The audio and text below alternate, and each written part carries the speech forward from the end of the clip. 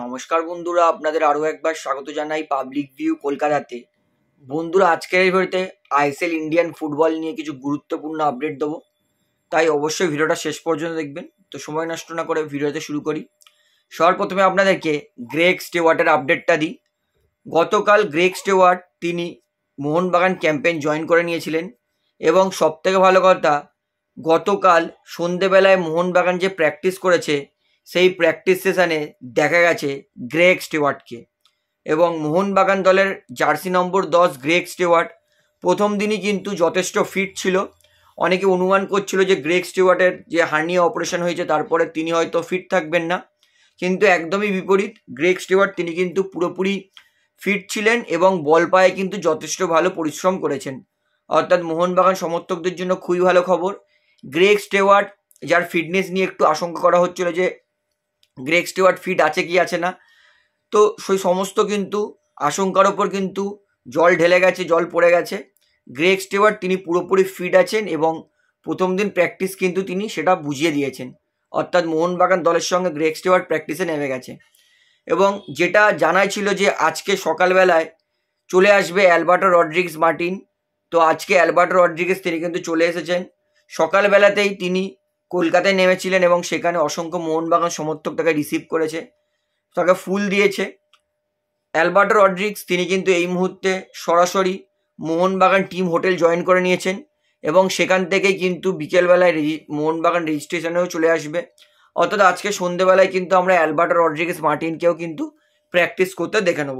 অর্থাৎ মোহনবাগান দলের কিন্তু সমস্ত বিদেশিই চলে এসেছে, শুধুমাত্র বাকি এই মুহূর্তে আসা ডিমিট্রি পেড্রাটস। তো আশা করছি 2-3 দিনের মধ্যে ডিমিট্রি পেড্রাটসও মোহনবাগান দলে চলে আসবে।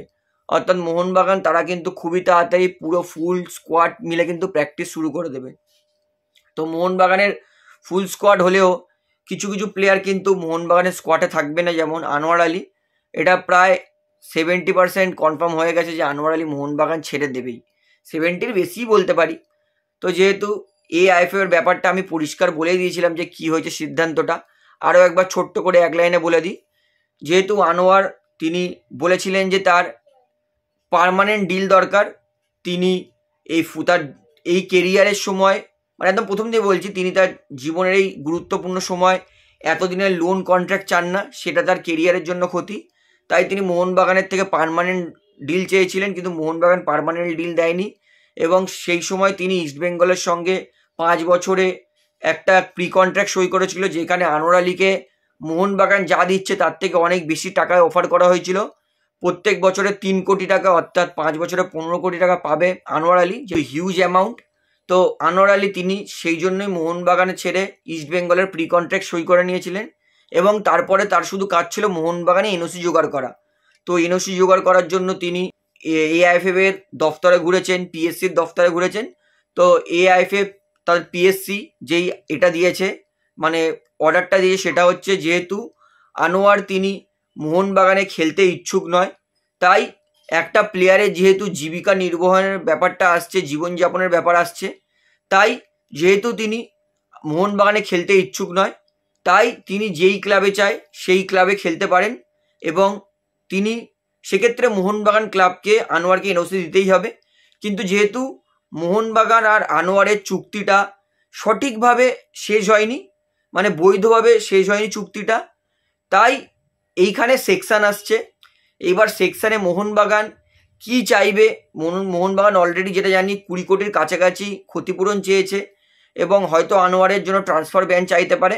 তবে বর্তমানে যা পরিস্থিতি দাঁড়াচ্ছে, আমার মনে হয় না 20 কোটি টাকা এআইএফএফ তার পিএসসি বলবে, হয়তো ব্যাপারটা 4-5 কোটি টাকায় গিয়ে দাঁড়াতে পারে। এবং আমি মনে করি মোহনবাগান হয়তো আনোয়ারের সাসপেনশন, মানে যেটা ব্যান বলছি, সেটা হয়তো চাইবে না, কিন্তু দিল্লি এফসির কিন্তু ব্যান লাগতে পারে ট্রান্সফার উইন্ডো, এবং সেই জন্য কিন্তু দিল্লি এফসি দ্রুত নিজের দল সাজিয়ে নিচ্ছে, কারণ ট্রান্সফার ব্যান লাগলেও যাতে তার দলটা থাকে, সেই জন্য দিল্লি কিন্তু দ্রুত নিজের দলও গুছিয়ে নিচ্ছে।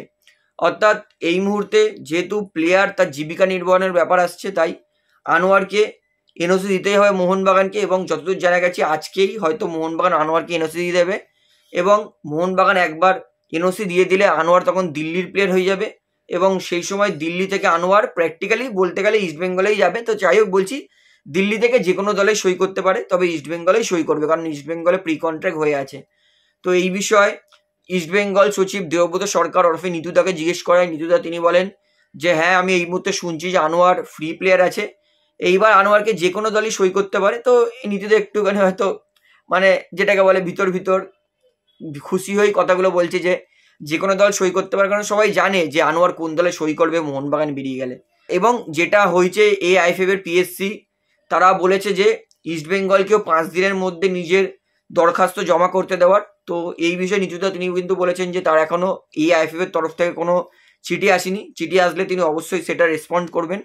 যাই হোক, সব দিক থেকে একটা জিনিসও পরিষ্কার হচ্ছে যে আনোয়ার তিনি আর সবুজ মেরুন জার্সি পরবেন না, তিনি 5 বছরের চুক্তিতে লাল হলুদ জার্সি পরতে যাচ্ছেন। তো এবার দেখি আনোয়ার ইস্টবেঙ্গলে গিয়ে কেমন ভালো পারফরমেন্স করে। আশা করছি আনোয়ার ভালো খেলবে, নো ডাউট খুবই ভালো প্লেয়ার, এবং বর্তমানে বলতে পারি ভারতের দি বেস্ট ডিফেন্ডারের মধ্যে অন্যতম আনোয়ার।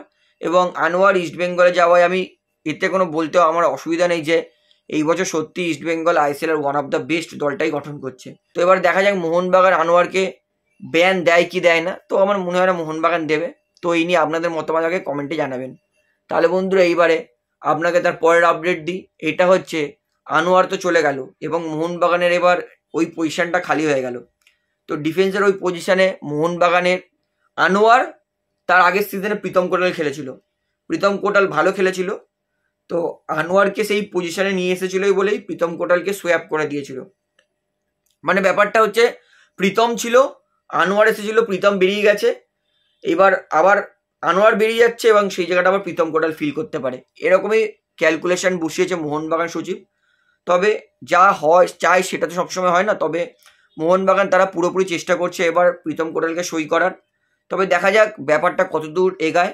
তবে যদি প্রীতম কোটালকে মোহনবাগান একান্তই সই না করতে পারে, কারণ প্রীতম কোটাল সেই জায়গার জন্য পারফেক্ট প্লেয়ার, কারণ প্রীতম কোটাল ঠিক আছে হয়তো জানি না আনোয়ার আলীর মতো পারফরমেন্স দিতে পারবে কিনা, তবে প্রীতম কোটাল ভালো প্লেয়ার, এতে এক ফোঁটাও সন্দেহ নেই। তো সেই জায়গায় মোহনবাগান কিন্তু কিছু কিছু প্লেয়ারকে ট্রাই করতে পারে, অ্যালেক্স সাজিকে ট্রাই করতে পারে, কারণ আমরা জানি হায়দ্রাবাদের অবস্থা কীরকম, হায়দ্রাবাদ দল থাকবে ISL কি থাকবে না সেটাই সব থেকে বড় প্রশ্ন, কারণ অলরেডি ডুরান্ড কাপে তারা দল নামাতে পারেনি। তো এই নড়বড়ে হায়দ্রাবাদে যদি মোহনবাগান ঠিকঠাকভাবে ডিল দিতে পারে তাহলে কিন্তু অ্যালেক্স সাজিকে মোহনবাগান তুলে নিতে পারে। এবং অ্যালেক্স সাজি তিনি যেরকম পারফরমেন্স দেখিয়েছিলেন লাস্ট সিজন ISL এ, আমি বলতে পারি কিন্তু অ্যালেক্স সাজি তিনি ভবিষ্যতে ভালো লেভেলের ফুটবলার হতে পারেন, ভালো লেভেলের ডিফেন্ডার হতে পারেন, হাইটও ভালো আছে, বয়সও কম। ওভারঅল অ্যালেক্স সাজি আনোয়ার আলীর আমি বলবো পারফেক্ট রিপ্লেসমেন্ট হতে পারে কম দামে। কারণ এছাড়া যদি প্রীতম কোটালের জন্য যায় মোহনবাগান, তাহলে মোহনবাগানকে হয়তো প্লেয়ার সোয়াপ করতে হতে পারে বা টাকা ট্রান্সফার ফি দিতে হতে পারে, এবং তার পাশাপাশি হর্মি পাম্পের জন্য মোহনবাগানকে কিন্তু অনেক কাঠখড় পড়াতে হবে। হর্মি পাম্প নো ডাউট ভালো প্লেয়ার, কিন্তু লাস্ট সিজন হর্মি পাম্পের পারফরমেন্স কিন্তু সেরকম ভালো যায়নি, একদমই খারাপ গেছিল লাস্ট সিজন হর্মি পাম্পের পারফরমেন্স।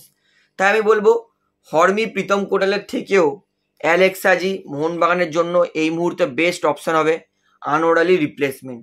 তো অবশ্যই মোহনবাগান ম্যানেজমেন্ট তারা কিন্তু এই বিষয়ে খুঁটিয়ে নাটিয়ে দেখবে, বিচার বিবেচনা করবে, কারণ 31শে অগাস্ট পর্যন্ত কিন্তু ট্রান্সফার উইন্ডো খোলা আছে, মানে এখনো মোহনবাগানের কাছে 1 মাস সময় আছে। 1 মাসের মধ্যে অবশ্যই মোহনবাগান হয়তো ডুরান্ডে হয়তো প্লেয়ার নাও নামাতে পারে, তবে ISL এর জন্য চ্যাম্পিয়ন্স লিগের জন্য কিন্তু মোহনবাগান কিন্তু প্লেয়ার পেয়ে যেতে পারে। তো বর্তমানে আমি বলবো আনোয়ার আলীর রিপ্লেসমেন্ট পারফেক্ট হতে পারে, সেটা অ্যালেক্স সাজি, নয়তো প্রীতম নয় হর্মি, তবে আমি অ্যালেক্স সাজিকে প্রথমে রাখবো। তো আপনি কি মনে করেন যে আনোয়ারের রিপ্লেসমেন্টে কে হলে সব থেকে ভালো হয় সেটা আমাকে কমেন্টে জানাবেন।